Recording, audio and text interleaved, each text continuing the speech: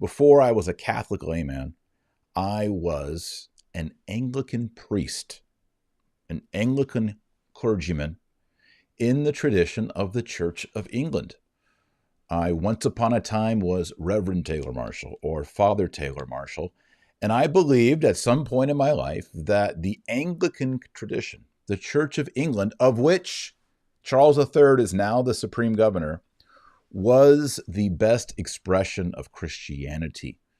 Kind of amazes me right now at this moment to actually think of that. Why did I think Anglicanism or the Church of England was the best? Well, at the time, I believed that you want to be Catholic, but you also want the best of Protestantism.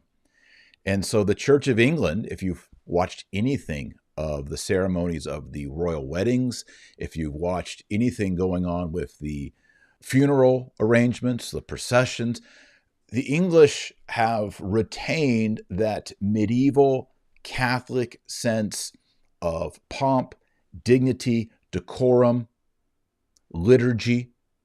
They've retained that, although they are a Protestant sect.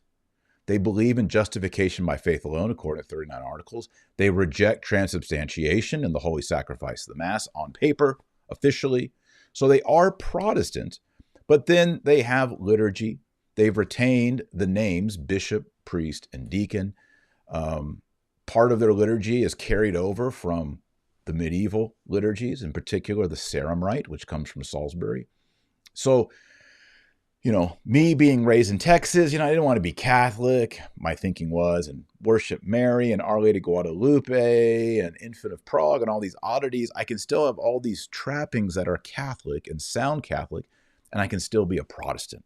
And that's why I was an Anglican or an Episcopalian, and that's why I eventually was ordained as an Anglican priest. But I renounced all that, and I became a Catholic. So it's with great interest that I've watched everything going on now with the passing of Queen Elizabeth II, may she rest in peace, and then the transferal to King Charles III. And, it's interesting that Queen Elizabeth II was able to navigate from basically the period of the early 1900s, pre-World War II, to navigate into the modern world and yet keep the office of queen, to capture the attention of the world. I mean, people are still talking about William and Harry and Kate and Meghan and their children, and it's in the tabloids. And, for people who bang on our chest, democracy, democracy, we love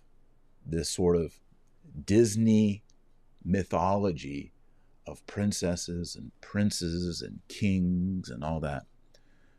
But is it authentic? That's today's question. Is it legitimate? Is it, here's the big word, Catholic? Is it Christian? Is what Queen Elizabeth, and especially now King Charles III, legitimate? Or is it just a 500-year-old version of this big guy right here, King Henry VIII? Is it a show?